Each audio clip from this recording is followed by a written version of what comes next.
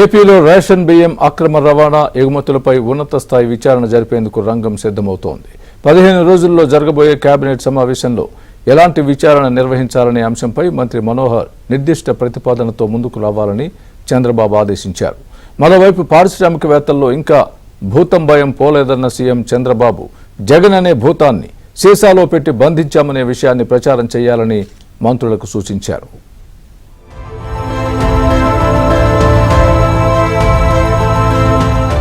AP మంత్రివర్గ సమావేశంలో agenda అంశాలు పూర్తయిన తర్వాత వివిధ కీలక అంశాలపై సుదీర్ఘ చర్చ జరిగింది.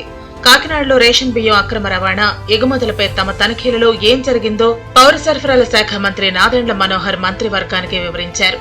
తండ్రి పౌర సరఫరాల సంస్థ చైర్మన్ గాను, కుమారుడు కాకినాడ ఎమ్మెల్యేగా, ఆయన సోదరుడు రైస్ మిల్లర్స్ అసోసియేషన్ అధ్యక్షుడిగా ఉండి రేషన్ రీసైక్లింగ్ చేసి కిలో 43 రూపాయలకు అమ్ముకుని 100 కోట్లు సంపాదించారని కేబినెట్ సమావేశంలో చర్చ జరిగింది. అక్రమార్కులెవర్నీ వదిలిపెట్టవద్దని, వారిపై ఎటువంటి విచారణ జరపాలనేది తప్పనిసరిగా నిర్దిష్ట ప్రతిపాదనలతో వచ్చే కేబినెట్ సమావేశానికి రావాలని చంద్రబాబు మనోహర్ కు సూచించారు. మంత్రివర్గం నిర్ణయాలపై యాక్షన్ టేకన్ రిపోర్టు కూడా ఉండాలని అధికారులకు ఆదేశాలిచ్చారు. రాష్ట్రానికి పారిశ్రామికవేత్తలు వచ్చేందుకు ఆసక్తిగా ఉన్నారని, కానీ ఆ భూతం భయం మాత్రం పోలేదని చంద్రబాబు వ్యాఖ్యానించారు. జగన్ అనే భూతాన్ని సీసాలో పెట్టి బంధించామనే విషయాన్ని ప్రచారం చేయాలని మంత్రులకు సూచించారు.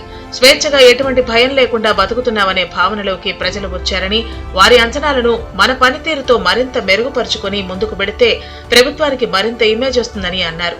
వైసీపీ సృష్టించే ఫేక్ న్యూస్ పట్ల అప్రమత్తంగా ఉండాలని, ప్రజలకు ఎప్పటికప్పుడు నిజాలు తెలియజేయాలని సీఎం చంద్రబాబు సూచించారు.